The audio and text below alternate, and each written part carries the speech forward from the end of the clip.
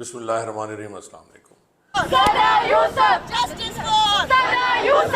नाज़रीन, पिछले महीने एक बड़ा अलमनाक हादसा हुआ, एक वाक़या हुआ जिसमें सना यूसुफ नामी एक बच्ची जो टिकटॉक पे अपनी वीडियोस बनाती थी, जस्ट 17 साल की वो बच्ची, और उसको एक शख्स ने मर्डर किया, जाके एक लड़के ने मर्डर किया, उमर हयात ने। उमर हयात का ताल्लुक जड़ांवाला से था और उसने जाके पहले उसको वो मैसेजेस करता रहा। उसके बाद मुबैना तौर पर ये कहा जाता है कुछ तोहफे तहफ़ लेके गया, उसने रिफ्यूज़ किया। एक दिन उसने वेट किया, उसकी बर्थडे थी, फिर अगले दिन उसने जाके उसको मर्डर कर दिया उसके घर के अंदर दाखिल होकर।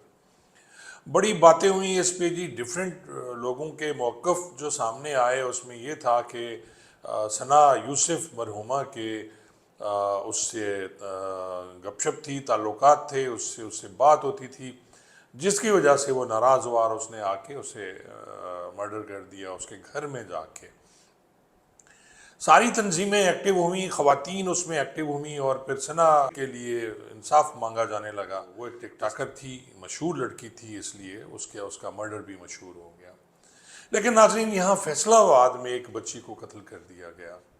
अभी चंद यौम कबल एक बच्ची को कत्ल कर दिया गया। नाम था उसका फातिमा, स्टूडेंट थी वो, उसने BS किया हुआ था या कर रही थी। 4 बहनें, एक भाई, गरीब मजदूर बाप उसका, और उसको मर्डर किया। और मर्डर किसने किया जी? एक अहमद उर्फ कीका नामी, अहमद अफजल उर्फ कीका नामी एक ओबाश लड़का जो सारा दिन गलियों में घूमता, अनपढ़ जहल लड़का, और उसने उसको मजबूर किया कि वो उसके साथ दोस्ती करे, फातिमा के साथ। फातिमा मुसलसल इनकार करती रही, आखिर उसने अपने घर वालों को बताया, अपनी माँ को बताया कि ये लड़का मुझे तंग करता है। और फिर उसके बाद वो बाज ना आया। फिर जैसे गली में एक दिन वो जा रही थी, अहमद ने उसे छेड़ने की कोशिश की, जिस पे फातिमा ने उसे डांटा, और अहमद के पास पिस्टल था और उसने 2 गोलियां मारी जो उसकी गर्दन में लगी, छाती में लगी, और वो वहीं गिर पड़ी और वो भाग गया। अहमद उर्फ कीका भाग गया और वो बच्ची जो है वो अल्लाह को प्यारी हो गई।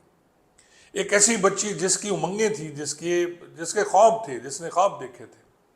दोस्त बताते हैं, वहाँ के कुछ लोगों ने मुझे कॉल भी की, वो बताते हैं कि इंतहाई जीनियस बच्ची, इंतहाई ज़हीन बच्ची। CPCG उसका जो था वो 4.4 यानी 4/4 आता था, यानी इतनी ज़हीन बच्ची उसके ख्वाब थे। और वो कहती थी मैंने CSS करके ऑफिसर बनना है। बड़े बड़े ख्वाब उसके एक ही पल में ढेर कर दिए एक ऐसे शख्स ने जो कि अनपढ़ जाहिल, जिसका उसके साथ कोई ताल्लुक नहीं है, और इनकार करने पे कि जी आपने उससे ताल्लुक नहीं रखना, इनकार करने पे उसका मर्डर कर दिया।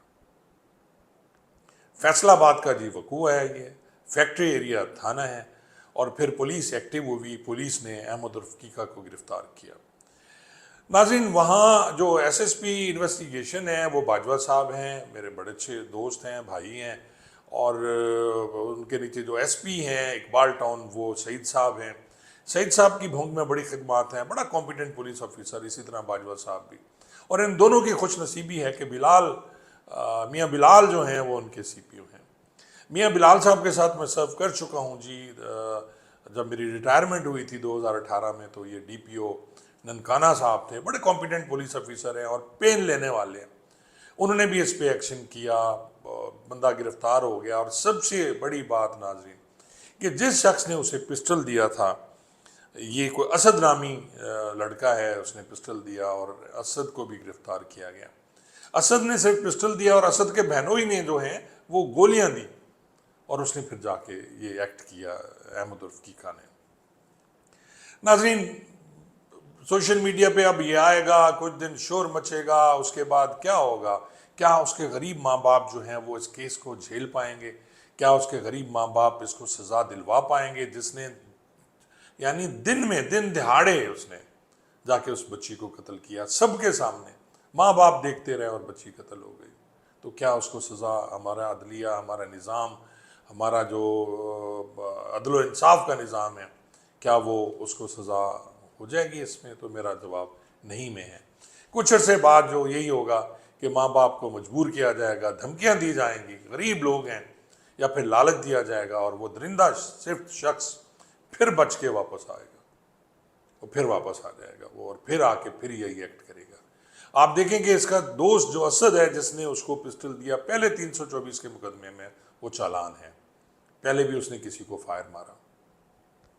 ناظرین، یہ سارے وقوعے جو ہیں جن کے بارے میں بات میں نے کی، پہلے میں نے ثنا یوسف کے بارے میں بات کی، اور وہ بھی فیصل آباد کا تھا، اور اس کے بعد یہ لڑکا بھی جڑا والا بھی فیصل آباد میں، یہ لڑکا بھی فیصل آباد کا، اور آپ یہ دیکھیں کہ جی کتنی دیدہ دلیری سے اس نے قتل کیا، اسے پرواہ ہی نہیں ہے کہ اس کے بعد اس کا ہوگا کیا، کیونکہ اسے یہ یقین ہے کہ اس جو نظام میں، جو ہمارا موجودہ نظام ہے، وہ آرام سے بچ جائے گا، کچھ عرصہ جیل میں رہے گا، 2 سال 4 سال 5 سال، اور وہاں سے ایک پختہ کار بدماش، پختہ کار لوفر، پختہ کار غنڈہ بن کے نکلے گا، اور دیکھ لیجئے گا آپ کے سامنے ہوگا، پھانسی ہو جائے گی، پھر معافی ہو جائے گی، سپریم کورٹ میں یہ دیکھا جائے گا، ہائی کورٹ میں یہ دیکھا جائے گا کہ یہ ہوا نہیں ہوا، ایف آئی آر ڈیلے ہوئی نہیں ہوئی، کیا وہاں گواہ کتنے فاصلے پہ تھے، اور ان ساری چیزوں سے وہ بچ کے اس نے آخر سپریم کورٹ سے واپس آ جانا ہے یا ہائی کورٹ سے واپس آ جانا ہے، اگر انیشلی بھی اس کو سزا دے دی گئی۔ ناظرین، ایسے مقدمات میں سیمنیٹی ہونا چاہیے، اور سمری، اس کو فوری ٹرائل ہونا چاہیے، فوری ٹرائل ہو کے اس کو سزا ہونی چاہیے۔ ایک عام پولیس والے کے گریبان پہ ہاتھ ڈال دیں تو 780 لگ جاتا ہے، اگر کسی بہت بڑے آدمی پہ ہاتھ کسی نے کچھ کر دیا 780 لگ جاتا ہے، لیکن ایک مظلوم غریب لڑکی جس کو سرے راہ دن دہاڑے قتل کر دیا گیا، کیا اس کے مرنے پہ 780 نہیں لگایا جا سکتا؟ میں ریکویسٹ کروں گا سی پی او صاحب سے، بلال صاحب سے، میں ریکویسٹ کروں گا باجوہ صاحب سے، سعید صاحب سے، اس میں آپ لگوائیں 780 لگوائیں، تاکہ ایسے مقدمات جن سے دہشت پھیلی ان بچیوں میں، کیا آپ کوئی بچی اکیلی باہر نکلے گی؟ یہ بچی ٹیوشن پڑھاتی تھی، اسی سے اپنا خرچہ چلا رہی تھی، اور پھر اس بچی پہ یہ الزام بھی لگا دیا گیا کہ جی اس کے تعلقات تھے اس سے، اور تفتیشی یہ کہتا ہے، جو میری اطلاع کے مطابق، اس کا موبائل فون دے دیا گیا بچی کا، کہ اس میں ایک بھی بات، ایک بھی میسج اس بچی کی طرف سے نہیں ہے یا اس نے رسپانس کیا ہو۔ تو جب وہ انکار کر رہی ہے، جب اس کا تعلق نہیں ہے، تو پھر اس طرح اس کو قتل کر دینا کہاں کا انصاف ہے؟ ناظرین، کچھ سجیشنز ہیں اس کے سلسلے میں عرض کروں گا۔ تو ایک تو یہ ہمارے ہاں جو اسلحہ کلچر، ڈالا کلچر، اور پیچھے بیٹھے ہوئے گن مین مسلح لائسنسی اسلحے کے ساتھ، اور موسٹلی قتل جو ہیں وہ لائسنسی اسلحے کے ساتھ ہو رہے ہیں۔ آپ کو میں یہ بتا دوں ناظرین، بہت کم لوگوں کو پتا ہے کہ 13-20-65 جیسے قانون ہے، ایک دفعہ ہے جس میں اس بندے کو سزا دی جاتی ہے جس کے پاس اسلحہ ہو اور وہ لائسنسی نہ ہو، لیکن اگر وہ لائسنسی اسلحہ کسی اور کا لے کے آتا ہے تو جب وہ پسٹل ریکور ہوتا ہے اور پتہ چلتا ہے کہ یہ لائسنسی ہے، کسی اور کا لے آیا، تو اس لائسنس یافتہ شخص جس کی وہ ملکیت ہے پسٹل یا کوئی بھی اسلحہ، تو اس پہ 16-20-65 ایک جرم لگتا ہے۔ لیکن ہماری بدقسمتی ہے کہ کبھی بھی ایسا نہیں ہوا کہ اگر لائسنسی اسلحہ پکڑا بھی جائے تو 16-20-65 کسی نے نہیں لگایا۔ 16 دفعہ ہے جی، 20 جو ہے وہ ایکٹ ہے، اور 1965 میں یہ ایکٹ آیا تھا۔ اس میں بھی اصلاحات کی ضرورت ہے، ابھی کچھ ترامیم کی گئی ہیں لیکن بہت زیادہ ترامیم کی ضرورت ہے ناظرین۔ 13-20-65 میں اگر پسٹل نکلتا ہے کسی بھی شخص کے پاس اللیگل، تو اس کی سزا کم از کم 7 سال ہونی چاہیے۔ اسی طرح اگر آٹومیٹک ویپن نکلتا ہے، کلاشنکوف ہے، کوئی دوسرا ویپن ہے، G3 ہے، تو اس کی سزا کم از کم 14 سال انہیں رکھنی چاہیے۔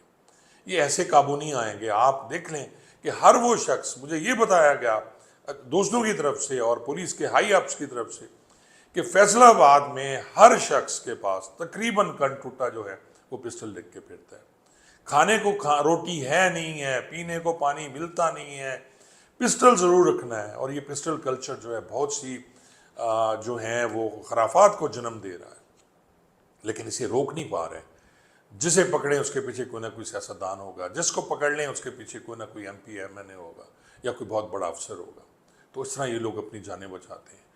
کیا ضرورت ہے 4 گن مین رکھنے کی اگر وہ آپ کی جان ہی نہیں بچا سکتے؟ ناظرین، میں نے جتنے بھی واقعات دیکھے ہیں اس میں کبھی ایسا نہیں ہوا کہ اسلحہ بھی آپ کے پاس ہو، گن مین بھی آپ کے ساتھ ہوں اور وہ آپ کو بچا جائے۔ میں اکثر مثال دیتا ہوں، نور محمد خان لنڈ جو تھے MNA یارو لنڈ کے، ان کا بیٹا نثار لنڈ مرڈر ہوا، اور اس کے آگے بھی گاڑیاں تھیں، پیچھے بھی گاڑیاں تھیں، گاڑی میں بھی کلاشنکوف تھی، کوئی نہیں بچا سکا۔ آپ کو یاد ہوگا کہ SP صاحب شہید ہوئے تھے گجرانوالہ میں، تو اس میں ان کے گن مین اندر بیٹھے ہوئے تھے، گن مینوں کو اتنی فرصت ہی نہیں ملی کہ وہ گن کا رخ باہر کی طرف کر سکے، چھت پاڑ دی انہوں نے، ٹریگر دبایا اور گولیاں چھت سے نکلی، ان کو مہلت نہیں ملی اور سارے وہیں ڈھیر ہو گئے۔ تو کیا اسلحہ بچا سکتا ہے؟ نہیں، صرف اللہ کی ذات بچا سکتی ہے۔ اللہ کی ذات پہ بھروسہ رکھیں۔ اور میں ریکویسٹ کروں گا، جو ہماری ہیں چیف منسٹر صاحبہ، وہ کہتی ہیں کہ عورت ان کی ریڈ لائن ہے، تو یہاں عورتیں کہاں ریڈ لائن ہیں؟ اگر ان کی راج دہانی میں، ان کے اقتدار میں عورت باہر ہی نہیں نکل سکتی، اس کو جہاں چاہے جو مرضی مار دے، تو پھر آپ کی عورت کی کس طرح آپ حفاظت کر رہی ہیں؟ ان قوانین کو لاگو کریں، مہربانی کریں۔ اگر میری آواز آپ تک پہنچتی ہے، جتنے بھی ارباب اختیار ہیں، قوانین بنانے والی ہماری اسمبلیاں ہیں، صوبائی اسمبلی ہے، اس ٹائپ کے قوانین بنائیں کہ جی اگر کوئی بندہ، اور اس کلچر کو جو کہ بہت زیادہ پھیل گیا ہے اسلحے کا، اس کو ختم کرائیں۔ اگر کوئی بندہ لائسنسی اسلحہ لے کے بھی کسی کو مرڈر کرتا ہے تو اس کو بھی سزا دینی چاہیے، اس کو اتنی سزا ملنی چاہیے جتنی بغیر لائسنس کے ہے، تو پھر سب ٹھیک ہو جائے گا۔ ورنہ جس طرح پوری ملک میں اس وقت اسلحہ کلچر پھیل چکا ہے، شاید ہر آدمی، ہر شریف آدمی اپنی عزت اور جان نہ بچا پائے۔ بہت بہت شکریہ۔